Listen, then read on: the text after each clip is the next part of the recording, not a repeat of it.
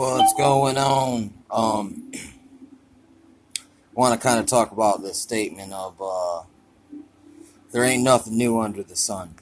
It's like the other day I was on my way up north, right? And or I was just checking out up north. But I went over to Lake Huron and I seen this little plaque. Man, it was a memorial for this storm of like 1913 or something, where this strange, almost like hurricane grew on the Lake Huron there, and it was like a freaking bomb. They even said it was like a bomb in it. Like, and nowadays they use that terminology of rain bomb. But this thing was like a white wall, a sheet of solid meteorological uh, high strangeness and rare perfect storm situation. And it basically was where a warm storm came up from the south and met up with a cold storm from the north on the lake, and the lake was abnormally warm that year, so it was a chain reaction, and it turned into like a literally but it was a frozen blizzard hurricane, a blizzard cyclone or something like that, but it was a freak storm. So we have these freak storms, but these have happened before. Like, this thing killed like hundreds of people. All the boats on the lake were just freaking were lost. And for instance, also, like, dude, listen, drive-bys and mass shootings, dude. They were in like 1913 or 1920, 1930, something like that. There was these dudes in these little brim hats and suits, and they was riding around with World War One automatic assault rifle situations, and they was shooting it out with each other, doing drive-bys, like standing up on the side of the car and then shooting while driving. So the gangsters of the modern era didn't invent that drive-by. I mean, they did that. And I mean, in every movie where they got some terrorists in the movie, they're like in some little crappy Toyota truck with a couple dudes like with ninja masks on in the back, standing there. One's got a rocket launcher, a rocket propelled grenade. That's only just a grenade on a rocket, so it's not really like, it'll kill you for sure. It'll get it done. But look, it's not like it's just been hyped up. You know what I'm saying? Because the same people that are supposed to be stopping it sell that same stuff to these people. And then a lot of times it's defective equipment. And they gaslight this in movies quite often. Like this movie called The Beast, where these Russian dudes get caught on this peninsula in a desert in this tank. Pretty cool movie anyway. Nothing new under the sun. I mean, it's like they say that like this ice melting is like so crazy, but it seems like a few hundred years ago. I mean, even if it was 2,000 years ago, it's still only 2,000 years ago. That's really a few still, kind of. So it's a little exaggeration, but it's, in the whole scheme of things, it's not really that long. But there was a whole glacier over this whole area, and it melted. And I'd imagine if we had a few cold years, they would grow right back. Like literally, it's already been kind of shown that in certain places where glaciers can show up rather suddenly, kind of like in what's it called, St. Helens. It's like this thing blew up, and the pyroclastic flow made this it made these little lines in the dirt overnight, but it looks the same as what the archaeologists use to date stuff. So it's like where they made this theory that it takes 10,000 years for all this stuff to level out in the way that it does, but no, it doesn't. All it takes is one. See, during pyroclastic, you have the earth, the way it's almost a gaseous and a liquid. It's like flying in dust form. Also, with this vibration, this light vibration from the earthquake, it's this thing called liquefaction happens.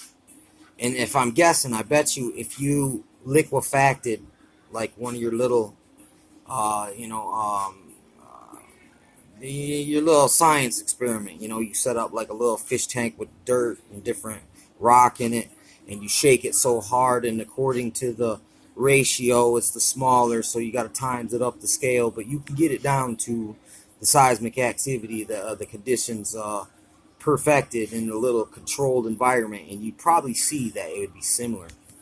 Like there's this idea of the world mud flood. And they show all these pictures of buildings buried. I mean, but it has since ancient times. People have built cities on top of cities. You know what I'm saying? It's like even in America here, you go to a lot of city centers where the capital's at, like down in Tampa. You go downtown Tampa, and there's a plaque says that this is an Indian burial ground, and they found it was called the Island of the Bones because there was just like dead people like hanging in mangroves and just dead people bones, white bones, and everywhere in the area. Like there was a great giant war before modern era in that area. But in a way, it's almost like they're like, we conquered you heathens and we put our statue on top of your burial grounds. Huh? What you gonna do about it? In a way, it's almost like they're harvesting the paranormal energy from that area and claiming victory over it. But I know we've all probably seen that movie on Poltergeist, right? But they building things on top of the last like layer, like basically it said in Jerusalem, for instance. The street level grows because after so many years that they keep building these mud huts, and when one smashes down, they just clear the rubble in a way, or pack it down again and then grow another one on top of that. And sometimes so many houses get in there that they just put wood over all the old houses, put dirt on top of that, and start building new houses above that. So you get all these underground kind of lost sections of city. And you know, and literally, the other day I found like this tunnel going under a little bridge over there when I was by Lake Huron, just exploring, looking at the scenery and the plants and the water and the rocks and anything else I could take in, you know, for details. But there's nothing new under the sun. It's like I'm almost thinking it's like, why has in every city, well, I mean, at least around here too. Listen, Flint is built on earth mounds too, and in a way, I'm starting to think, man, dude, was this an ancient aqueduct system? And the stepping stones fall, and this Flint River, the dams, and all this stuff, and it's almost like, was there already a system here, and these people just built on top of it? Like they already had it set up. Like, look, they already had like aqueducts. And listen, this has already been done in Hopi land or the other guys, Pueblos, man. These guys took, and this is weird. Also in Egypt, man, there's a little tiny creek that somebody dug from the Nile, going all the way into some province in Egypt, and they call that Joseph's Trail or something like that. And in a way, the Pueblos and the Hopi did a Joseph's Trail from a river out there, but then the river dried up, their little cutout ditch, their life sustaining little vein of stuff right there dried up on them, man. The whole thing dried up. They had to move shop, go somewhere else. Uh, and a lot of times people out in that situation get adopted into other tribes. They just don't die off. They just gotta suck it up and say, yeah, our people fell off and we need some help. And most of the Indians around would be like, okay, just, you know, when we need your help, when we call on you, you know, you gotta loan us your help, and you know, you gotta be family and all that. But you know, nothing new under the sun. It's like really crazy because there's this old Flint water thing, and me and my buddy was out there exploring that little. It's almost like an abandoned section of the woods out behind Powers, the Catholic school. And then it's like, listen, they have a reputation for doing just what I was talking about in Tampa, of finding an Indian mound. It's almost, they did this in Europe too. They would intentionally find things called fairy mounds. These were like Irish, Druid, Celtic religion that would channel and make doorways, you know, the pentagram, sacrifice a goat there, and it opens a portal to the other side of the spirit world. The force there, innocent blood, makes the force of the land not right, kind of like the living doesn't belong with the dead. That's what it says. You know, so it's kind of like when you build atop a cemetery, it makes sense that that would disturb the homeostasis, or not homeostasis, but the symbiosis and the harmony of that area there. And that's probably why we have such these atrocious type of things come right out of cities. I mean, locusts come from overpopulation of grasshoppers, from their constant friction of them bumping into one another causes a hormonal balance and change, kind of like institutionalized prisoner in the prison industrial complex. Once they get turned on, it's like they change, like they change into something other than what they initially were, even though it's similar, but it's kind of like it's a variant, and not every grasshopper turns into a locust. You know what I'm saying?